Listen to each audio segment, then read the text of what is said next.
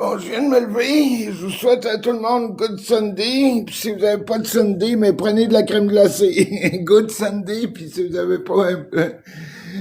Et puis c'est ça. Puis en français, ben c'est bon dimanche. Puis toutes les personnes âgées comme moi, ben on s'accroche. Parce que j'ai pas l'air de ça, mais j'ai 64 ans bientôt. 64, j'ai 63, atteint d'un cancer incurable. J'ai pas besoin de m'expliquer pour les gens qui me suivent depuis longtemps, vous le savez. Et en plus de ça, là, lundi, j'ai ma travailleuse sociale qui vient pour continuer mes traitements, là, puis mes affaires, puis en tout cas. Puis hier, je me suis blessé, esti, à un pied. Calvaire de marde. Ben, pas un pied, un orteil, encore pire. Puis là, ben, il faut que je m'entraîne. Fait que là, juste un instant, je vais essayer d'enlever tout ce qui est un peu négatif dans mes affaires, puis je déteste les gens négatifs. Je déteste les gens qui font perdre du temps aux autres. Je préfère les gens avec des sourires. Je préfère du monde qui dit « Hey, t'es capable, t'es capable ». Pas du monde qui te juge. J'ai pas besoin des gens qui me jugent. J'ai pas besoin d'un professeur pour me dire quoi faire dans la vie. À 64 ans, j'ai pris mes bonnes puis mes mauvaises décisions dans la vie. Puis j'ai réussi comme on dirait l'autre, à comprendre ma stabilité puis à comprendre ma responsabilité. Fait que quand tu comprends ta responsabilité, puis quand tu comprends ta stabilité, ben t'es déjà pas mal bien parti. Puis là, c'est faire les hosties de personnes qui essaient de mettre de la marde dans vos vies. Tasse-toi de là, hostie. Tassez-vous de tout ce qui pue. Tasse-toi, hostie. T'es pas obligé de rester... Tu sais, le bon Dieu est assez intelligent. Il t'a donné un trou de cul. Il est dans tes culottes. Il est pas dans ta bouche. Fait que ceux qui ont le trou de cul dans la bouche, tiens-toi pas avec, parce qu'il y en a qui ont de la marde, pas juste dans le derrière, mais le long dans la bouche. Fait que t'es pas obligé de te tenir avec du monde qui parle avec de la marde. Tu peux te tenir avec du monde qui font du bien, puis qui sont pas là à juger ta vie. Chacun a le droit de faire ce qu'il veut avec leur vie. On n'a pas grand-chose on n'a pas grand choix dans nos vies. Tu sais, dans la vie, là, on fait pas ce qu'on veut. On fait ce qu'on peut. On fait pas ce qu'on veut. On fait ce qu'on peut. Parce que si tu fais ce que tu veux, c'est parce que tu as tellement d'argent que ton père, ta mère est riche, puis tu te calisses des gens qui sont pauvres. Mais quand tu fais pas ce que tu veux, mais tu fais ce que tu peux, tu comprends la pauvreté de l'autre. Tu comprends le malheur, les pleurs de l'autre, parce que tu as eu la misère du monde. Quand tu as passé au travers de la misère, tu peux comprendre la misère. Mais tant et si longtemps que tu n'as pas vécu dans la souffrance, tu peux juste en parler. Parce que c'est bien dur de parler de quoi que tu n'as pas vécu. C'est bien dur de parler de quoi que tu n'as pas eu d'émotion pour quelque chose, puis après ça, tu dis « Ouais, mais je m'excuse, je pensais que c'était comme ça. » Mais laisse faire les pensées, j'étais comme ça. Tiens-toi avec des personnes qui ont de l'expérience. Tiens-toi avec des personnes qui ont de l'expérience. Puis même si la personne est plus vieille que toi, laissez faire les gens. « Hey, il est trop vieux pour toi. » « Hey, tabarnak, Jésus serait pas au monde. Marie avait 15 ans, puis Joseph, le charpentier, avait 54 ans, c'est marqué dans toutes les Bibles. Puis Céline Dion serait pas internationale si elle n'aurait pas eu son mari qui avait 30 ans de différence ou 25 ans de différence avec. Puis moi, ben, j'aurais pas été au monde, puis ben du monde n'aurait pas été au monde si on serait toujours fié à la différence des âges. Puis juste aujourd'hui, Donald Trump et sa blonde, juste peu importe qui, la différence d'âge, l'amour a pas besoin d'être carté. L'amour a pas besoin d'avoir une carte d'identité. L'amour a besoin d'être vrai. L'amour a besoin d'être ressenti. L'amour a besoin d'être attentionné, pas d'être jugé. Le monde, les jeunes, se disent « Hey, la tabarnak, elle m'a laissé après 3 ans, j'ai tout donné. J'ai tout donné, elle va payer pour. » Hey, le zinzin! Asti, l'amour, c'est pas une femme. L'amour, c'est un sentiment que tu as dans toi qui fait clic devant une personne. Puis c'est tout. L'amour, c'est quelque chose qui est invisible. Tu peux pas toucher à l'amour. Il y a pas personne au monde qui est capable de toucher à l'amour. L'amour, c'est comme une âme que tu ressens dans toi puis qui fait du bien, qui rend les choses impossibles possibles. Quand tu te sens aimé, tu te sens tellement fort, tu te sens tellement puissant, parce que c'est pour ça que t'es né au monde. T'es pas né au monde pour faire de l'argent, si. T'es pas né au monde pour avoir la Lamborghini. T'es né au monde pour essayer que le lendemain, il y ait un avenir. Fais vivre ton moment présent le plus tabarnak possible pour que demain, ton moment présent ait une chance de vivre. Mais si t'es juste dans la voir, si t'es juste avec ton esti de château puis regarder comment je suis riche, quand tu vas mourir, là, t'emmèneras rien dans ton esti de 6 pieds sous terre. Rien. Tu vas emmener ton corps, puis esti, rien. T'emmèneras rien, même pas un 30 sous. À moins qu'il l'ait oublié dans tes pantalons puis que t'aies pas été brûlé. Mais ce qui compte, c'est ton esti de cœur. Parce que ton esti de cœur, s'il est pas là, tu meurs. Rappelle-toi de ça, zinzin. Rappelle-toi de ça qu'une femme, quand tu l'aimes, ça marche plus, elle t'appartient pas, à t'emmener l'expérience de l'amour. Puis chaque femme, c'est différent à l'amour, chaque homme, moi je suis pas aux hommes, mais chaque femme qui sort avec un homme, c'est différent. Mais elle devrait pas dire, j'ai plus confiance aux hommes. Qu'est-ce que c'est ça, cette histoire-là, j'ai plus confiance aux hommes. Si tu saurais tout ce que les hommes m'ont fait, wow! Quel âge que t'as? J'ai 20 ans. Tabarnak! Hey, tu commences ta vie à 20 ans. Moi, j'ai commencé à 14 ans ma vie.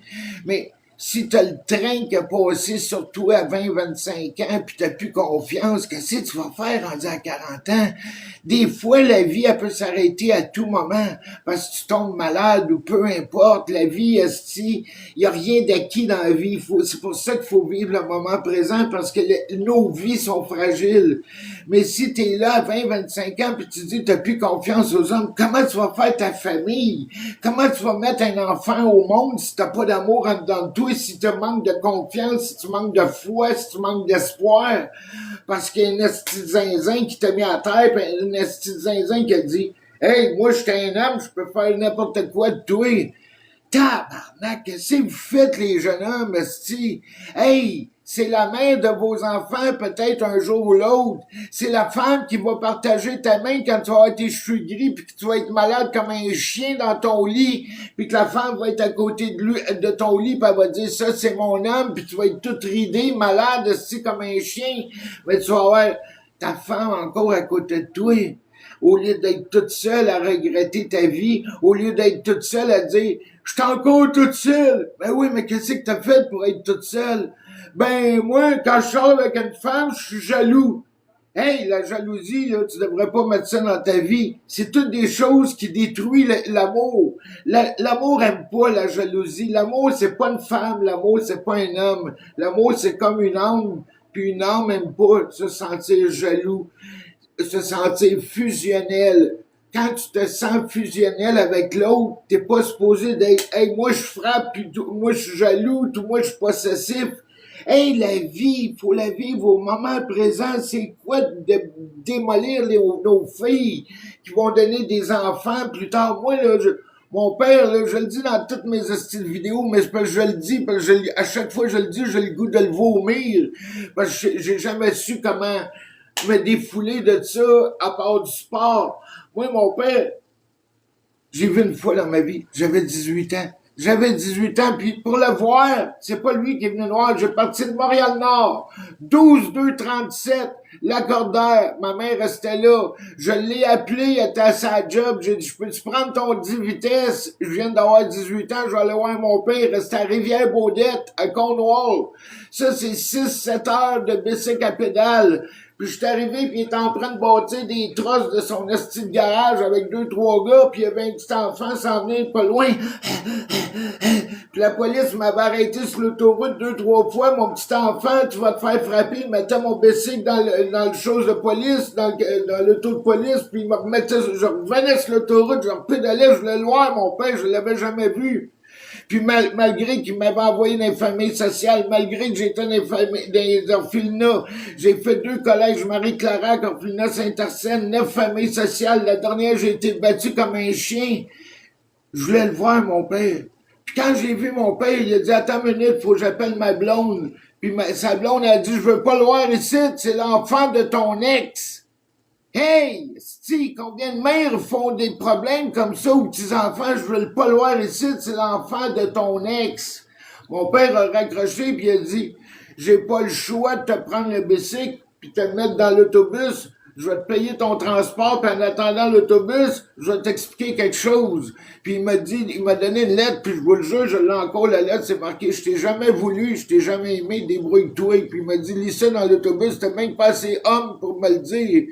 Fait que d'une façon ou d'une autre, elle avait peut-être raison, mais il y a des femmes par jalousie, par je sais pas trop quoi, un enfant, là, il n'y a pas d'affaire dans les rapports de problèmes d'adultes. L'enfant n'a pas demandé d'entendre sa mère et son père se chicaner parce qu'ils s'entendent pas, puis lui, l'enfant, il est comme desti dans le milieu, puis là, il va mettre ça dans sa tête plus tard. Moi, combien de femmes plus tard que j'aurais pu finir avec pendant 20, 30, 40 ans, parce que je suis un gars qui est stable. Moi, je crois à l'amour. L'amour m'a tellement manqué. Mais souvent, quand j'étais jeune, la femme me disait, embrasse-moi. Je suis pas habitué d'embrasser. Fais-moi un câlin, tu m'aimes pas. Hein? Ben oui, je t'adore. Mais je suis pas habitué de faire des câlins. On me l'a jamais fait. Fait que je peux pas donner ce que je sais pas. Je peux pas donner ce que j'ai pas reçu. Parce que je le connais pas.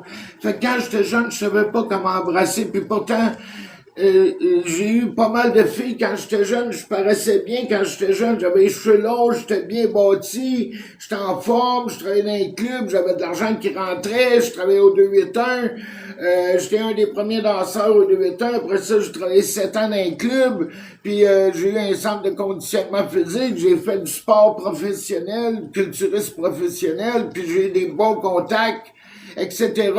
J'ai été 2 fois dans ma vie presque riche, J'ai eu un centre de conditionnement physique pendant 5 ans au 18-21 Mont-Royal, au coin de Papineau, c'est en haut du LLU, en face du LLU, en haut du Yellow. J'ai eu ça de 84 à 89. Quand j'ai gagné Monsieur Montréal en 86, j'ai des photos, des vidéos de moi qui traînent un peu partout.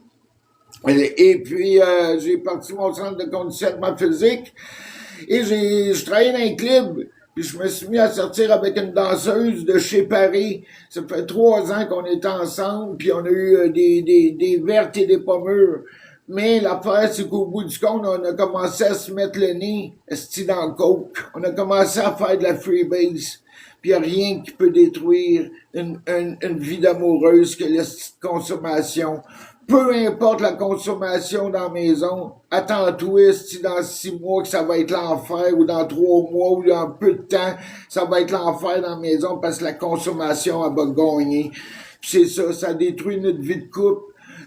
Puis ça a mis l'enfer, puis je me suis retrouvé, après 5 ans, j'avais mon gym, je travaillais dans un club, j'avais une très, très, très bonne réputation comme portier, j'étais un gars qui était capable de parler, j'étais un black belt, puis le monde me connaissait dans un gym, le monde me connaissait un peu partout, parce que je m'entraînais avec Jimmy Caruso sur Saint-Antoine, puis je me suis entraîné au Wall Gym à la place du Puy, ça fait bien longtemps de ça, puis après ça, je me suis parti mon centre de conditionnement physique.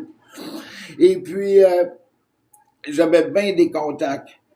Puis du jour au lendemain, une semaine avant, j'avais fait un party dans mon condo. J'avais un condo 12-12 des Pins, en tout cas au coin de Hutchison à Montréal, au 17e étage, 17 appartement 1706. Puis ma vie allait super bien. Mais je mettais tout dans mon nez, puis je mettais tout dans mon crack. Puis en plus de ça, j'avais la maladie des machines à poker. Puis quand je travaillais 2 heures avant, au lieu de commencer à 9 heures, j'arrivais vers 6 heures dans le club, commençais à mettre tout mon esti d'argent dans la machine à poker. Après ça, les trips, les shooters, les B-52, là, les KGB, Kahlua, Grand Marinier, Belize, là, les KGB, esti des shooters, t'en veux-tu? Quand t'es dormant, t'en as plein, mais t'es prends pas. Tu fais rouler l'économie, parce que si t'es prends, si tu seras pas capable de faire ta job, tu vas être sous. Moi, je consommais pas quand je travaillais. Jamais, jamais, jamais. J'avais au moins cette discipline-là. Mais après le travail, tabarnak, esti. Puis j'ai tout perdu, je me suis retrouvé itinérant. Itinérant du jour au lendemain. J'avais pas le droit au chômage. J'avais pas le droit à l'aide sociale. Parce que j'étais travailleur autonome. J'avais pas le droit à rien. Puis mes amis voulaient pas m'aider parce qu'ils croyaient pas. Ils disaient, hey, tabarnak, la semaine passée, t'étais dans ton condo. Comment tu payes tes itinérants cette semaine? Parce qu'il y a des cadenas sur mon condo. J'ai pas payé depuis des mois et des mois. Puis ça, personne le savait. Puis à la banque, j'ai fait des chèques que j'aurais dû pas faire. Puis j'ai essayé de faire de la fraude. Puis je me suis mis les deux mains dans la marde parce que souvent, c'est ça que tu fais. Quand tu consommes, tu mets les deux mains puis les deux pieds dans la marde. Parce qu'à un moment donné, la consommation, ça coûte cher. Puis ça va toujours coûter plus cher que le salaire que tu vas faire par semaine. Puis peu importe, hey, je faisais quand j'ai commencé à faire de l'argent, je faisais 65 000 par année en 89. Pour moi, c'était de l'argent, là. C'était beaucoup, beaucoup d'argent, là. En tout cas, peu importe. Puis j'ai tombé à zéro. Puis en bas de 29 ans, t'as bien des chances de t'en sortir comme itinérant parce que t'as bien des maisons, puis t'as bien des services, puis tout ça. Puis j'étais pas capable de quémander. Je vous le jure, j'étais pas capable de dire prête-moi 30 sous, donne-moi 30 sous, donne-moi une cigarette ou peu importe. Parce que j'ai commencé à travailler quand j'étais jeune, moi, à 14 ans. Puis j'ai commencé, c'est moi qui s'est fait, à la dureté. C'est moi qui ai été dur avec moi. Tout le temps, je me suis dit ah ouais, sois dur, réussis, reste pas à terre, lève-toi, lève-toi. Tous les jours, je me suis dit ça dans ma vie. J'ai pas le droit d'être à terre. J'ai fait de la boxe, esti. Ah ouais, peut-être le gars t'a eu une côte dans ton deuxième souffle. Peu importe, lève ton cul, puis esti, lève-toi, éteins longtemps que t'es capable. Toute ma vie, je me suis dit ça. Puis je m'en suis sorti en vendant des livres chez Groslier, toc-toc dans les maisons, puis acheter 10 livres, on va vous donner une bibliothèque gratuite, puis en tout cas plein de choses comme ça. Puis après ça, je m'en suis sorti en vendant des souliers chez Aldo, à Place Versailles, puis je m'en suis sorti, puis après ça, la vie est repartie, puis je me suis reparti à un autre business, puis j'étais un gars d'affaires, puis plus tard, en 98, toc, tabarnak, j'ai 46 ans. Là, en ce moment, j'ai 64 ans. À 46 ans, j'ai un cancer, calice de merde, du côlon. J'ai mon appartement, j'ai mon chat, ça fait 11 ans, ma vie est stable, tout va bien. Je viens de finir mes études en informatique. Je me pars une compagnie qui s'appelle XP 2003, Image 3D en informatique. Je répare des ordinateurs, les systèmes Windows 98, puis en tout cas, toute la kit, puis je travaille avec Flash, je fais des animations, je travaille avec le premier Photoshop, Illustrator. En tout cas, j'ai été suivre des cours à l'Institut de Mers, à Longueuil. Et puis, je suivais mes cours, puis le soir, je dormais dans la rue, parce que personne était, à part du boss, puis une autre personne qui savait pas, mais que j'étais mal pris. En tout cas, et puis, j'avais pas d'aide. À 46 ans, t'as pas d'aide. T'as plus d'aide. Il y a plus de ressources. Il y a plus... Fait que c'est Marguerite Blais, la ministre fédérale, qui m'a dit, j'ai un appartement pour toi. Je peux te l'avoir ce soir, mais rempli de coquerelles. Ah ben, tabarnak. J'ai pas eu le choix. C'est soit tu prends un appartement rempli de coquerelles ou tu continues à vivre dans la rue. Puis là, en plus, j'ai un cancer du côlon, puis je vais à l'école. C'était la vraie marde, la vraie marde. J'ai eu 50 traitements, la chimio. Vous avez juste à aller sur YouTube, playlist soins palliatifs. Vous allez voir toutes les vidéos quand j'étais à l'hôpital. Il y a une trentaine de vidéos. Je couchais dans le lit d'hôpital, puis un paquet d'affaires. Vous allez tout voir ça. Puis, c'est que... T'sais, là, j'ai compris c'était quoi un peu être une femme, parce que je portais des serviettes sanitaires bien bâties, les bras bien gros, mais avec des serviettes sanitaires dans le trou de pute, parce que quand je m'assoyais, ça saignait tout le temps, parce que j'avais le cancer du côlon, puis c'était là, puis je pouvais plus réparer d'ordinateur, parce que des fois, j'allais réparer un ordinateur chez un client ou une cliente, puis mon sang passait au travers de mes jeans, puis ça nettoyait, puis la madame a dit « Ah, c'est pas grave », elle dit « Qu'est-ce que vous avez ?» Puis là, c'est gênant de dire que t'as un cancer, puis tout ça, puis de dire, hey, qu'est-ce que tu fais ici? Tu vas aller chez quelqu'un, puis emmener ta petite serviette pour t'asseoir dessus. Fait que j'ai tout perdu mon entreprise, puis j'ai tout perdu mon école, puis j'ai tout perdu mes affaires, puis c'est Marguerite Blais qui m'a aidé, puis j'ai resté dans l'appartement à Coquerel un certain temps, puis après ça, j'ai fait 10 ans de bénévolat pour m'en sortir. Je me suis dit, quand t'es pauvre, puis que t'as pas trop de chance, la seule chance de comment t'en sortir, c'est en faisant du bénévolat. Parce qu'en te faisant du bénévolat, tu vas te donner des contacts des gens qui sont habitués à la pauvreté. Puis il y en a un qui a un contact pour une coop. Il y en a un qui a un contact pour un HLM. Il y en a un qui a un contact pour le gouvernement. Il y en a... Puis dans l'organisme que j'ai fait 10 ans, ça s'appelait le CPAS. C'est le Centre pour assistés sociaux. Puis là, je passais dans les journaux, j'ai passé à ma TV, j'ai passé dans des émissions pour essayer de chercher des fonds pour que la maison puisse avancer, puis tout le kit. Puis j'ai donné beaucoup de temps, je réparais les ordinateurs, puis je chargeais jamais rien, mais j'allais me chercher des contacts.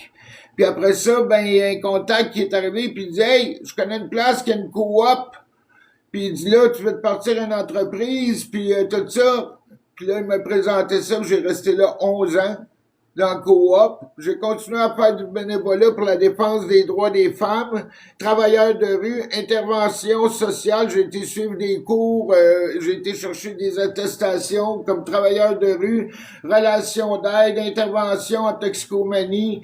J'ai été chercher plein de diplômes.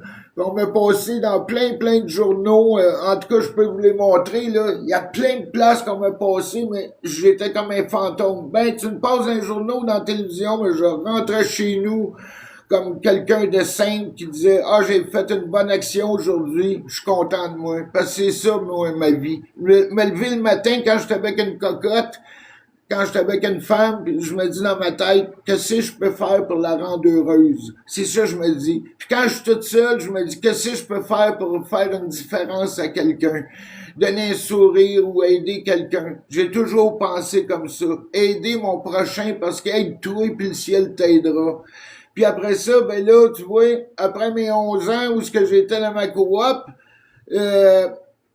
j'ai été malade, j'ai dû réapprendre à marcher, j'ai eu un accident de la main, on m'a donné 17 vis dans ma main, j'ai les pouces, j'ai tous les doigts, la main recousue, j'ai tous les doigts recousus, la gorge recousue, en tout cas, j'ai eu bien des petits accidents.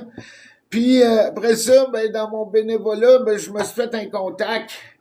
Un nouveau programme qui s'appelait, c'était avec la fin de Marguerite Blais, c'était pour 200 personnes qui s'en allaient, qui étaient considérées comme invalides, mais en même temps qui s'en allaient vers les 60 ans. Puis en 2019, il y a eu un programme qui est sorti par Bâtir son quartier. Ça, c'est l'organisme Bâtir son quartier. Puis eux autres, ils ont des logements neufs, complètement neufs, soit loués, soit des condos ou soit des appartements de condos pour personnes handicapées, mais condos, ce que j'ai ici. Puis là, ça va faire 7 ans que je suis ici. Tout le monde a le droit à ces logements-là si tu as travaillé 1 an dans ta vie et si tu n'as jamais été en retard dans ton paiement de loyer. Parce que ça, c'est les 2 premières choses qu'ils checkent. Puis si tu as travaillé au moins 1 an dans ta vie au Canada, puis t'as travaillé, t'as jamais payé ton loyer en retard, t'as pas de problème avec le style d'organisme de je sais pas trop quoi, là, qui défendent les droits des locataires, t'as pas de problème de ça, ben tu vas avoir le droit à un logement subventionné, pas un HLM ou une coop, là, un condo, un vrai condo, là. Et soit qui va t'appartenir avec le gouvernement fédéral, ou soit qui va être subventionné par la SOCAM. C'est un organisme, une plus grosse organisme, et en dessous de la SOCAM, il y a un petit organisme qui s'appelle Bâtir son quartier. Il y a leur île, puis la SOCAM, eux autres, s'occupent de tous les logements subventionnés de Montréal. Ceux qui sont intéressés à vivre à Montréal-Nord, ou à Dorval, ou à Mirabel, ben, ils vont avec la SOCAM. Mais dans la SOCAM, tu as tous les genres de logements subventionnés. Tant que bâtir son quartier, c'est vraiment fait pour des anciens travailleurs ou des personnes qui ont un bon nom, puis des personnes solvables. Là, parce que, puis en plus, t'as pas le droit de fumer. Moi, je fumais pendant 35 ans. Puis pour avoir le condo que j'ai ici, ben j'ai arrêté du jour au lendemain de fumer. Ça a été dur sur le moral, mais j'ai plus jamais refumé la cigarette de ma vie. J'ai fumé pendant 35 ans un paquet par jour, même si je m'entraînais. Puis je me suis dit, c'est soit je continue à fumer, ou soit j'ai un condo. Puis si je me pogne une blonde ou quelque chose, elle peut venir vivre avec moi, puis mon loyer ne me demande pas nécessairement, puis tous les revenus, puis tout ça. Tu sais, moi, j'ai eu 4 ans et demi, une fille, là, ça fait 7 ans depuis 2019, mais quand j'ai eu mon appartement ici, je sortais avec une fille puis elle était chez moi 7 jours par semaine, je te l'ai gâté, mais gâté. À toutes les 10 du mois, j'ai acheté son gros bouquet de fleurs parce que le 10 du mois, c'était la date qu'on s'était rencontrés. Je l'emmenais au restaurant, je payais tout le temps, 2 à 3 fois par semaine. Je l'ai habillé, j'ai trouvé un logement, était en instance de divorce, j'ai payé son avocat, je le jure de toute ma chair, de toute ma chair. Puis jamais j'y ai chargé une scène de loyer. Jamais une scène de bouffe dans rien. Je disais, prends ton argent, mets-le de côté. Si un jour ou l'autre ça marche plus, au moins tu auras de l'argent devant toi. Parce que je le sais, c'est quoi être une femme qui a pas d'argent pour éduquer des enfants. Ma mère a été comme ça. Fait que si moi, je suis pas jaloux, je suis pas possessif, tant si longtemps que tu couches pas avec quelqu'un d'autre, fais ce que tu veux de ta vie, puis moi, je fais ce que je veux de ma vie, là. T'sais, tant que longtemps que t'embrasses pas un autre homme, là, pis ces choses-là, là, la logique des choses, là, d'une vie de couple, le reste, j'ai pas besoin, là. T'sais, si tu m'appelles, bon, je suis pas là à soir pour souper, mais on va manger avec mes amis. Ben, vas-y, Chris, si je suis pas ton père, vas-y, merci de m'aviser. Mais comme ça, je vais faire autre chose de mon temps. Mais tant mieux si t'as du plaisir. Tant mieux si quand je sors avec une femme, c'est pour la rendre heureuse, c'est pas pour la rendre malheureuse. C'est pas parce que je veux pas avoir une femme ou quelque chose que je sens que j'ai une possession. Quand je sors avec une femme, c'est vivre et laisser vivre, puis je te fais confiance jusqu'à la preuve du contraire. Puis c'est ça. Puis là, ben, ça va faire 7 ans. Fait que ceux qui sont intéressés à avoir un logement subventionné à Montréal, genre de condo, dans le quartier Griffintown, juste pour le quartier Griffintown, le nouveau quartier qui est en train de se bâtir. Moi, ça fait 30 ans que je suis dans le quartier. J'ai une très, très bonne réputation. J'ai fait plein de bénévolat. Tout le monde me connaît. Puis, en quelques semaines, quelques mois, tu peux avoir un logement subventionné, en autant que tu aies toujours bien payé ton loyer. Ça, ils checkent tout de suite.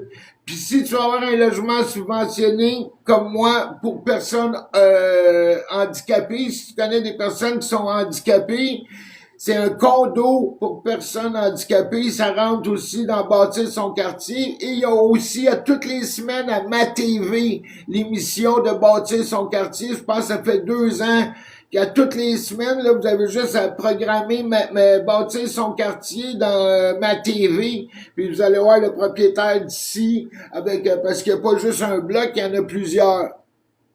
Mais et tu vas payer 30% de ton revenu. Comme moi, j'ai une pension du fédéral, puis ça me revient à 33% de mon revenu. Il n'y a rien de compris. Il n'y a rien de compris. Le loyer, l'hydro est à part, une taxe d'eau à payer aussi à Griffintown, c'est 11 piastres par mois la taxe d'eau. T'as aussi obligatoirement besoin des assurances de 2 millions par mois. Moi, ça me coûte 52 piastres par mois, mes assurances. Fait que t'as des petits à côté comme ça, mais quand tu dis que c'est ton logement à toi pis t'as pas besoin de débourser je sais pas, moins 20, 30 000, 40 000 dollars de dépôt pour un condo à 500 000 ou un 5 000 ou un 10 000 que t'as pas puis tu dois l'emprunter, ben t'as pas besoin d'emprunter d'argent avec bâtir son quartier.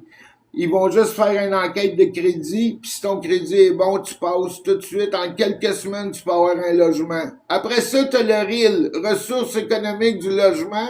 Ça, c'est un peu de tout. T'as tous les genres de logements dans ça. Mais ça, c'est de quelques semaines à 1 an, 2 ans. C'est un peu plus long. Et t'as la SOCAM, qu'eux autres, ils ont 6500 logements, quelque chose comme ça, ou 7500 logements, quelque chose comme ça, dans tout le quartier à Montréal. La SOCAM, ça, c'est pour Montréal. Mais ça peut être long. Ça dépend là de ton nom, de ton crédit, puis si tu fais juste application, comme moi souvent j'ai donné le nom à quelqu'un, j'ai fait application par internet mais ils m'ont jamais rappelé. Ben c'est sûr, tout le monde fait application par internet. Si t'appelles pas pour savoir où est ton dossier, tu vas tomber dans la pile, puis tu vas attendre des années et des années. Appelle! Appelle, où est rendu mon dossier? Appelle, ça coûte rien. Appelle, viens fatigant, démontre que tu le veux, le logement. Parce que si tu démontres pas que tu veux le logement, ils vont pas s'occuper de toi. Ils vont dire, ah, la personne, elle se débrouille, il n'y a pas besoin d'aide.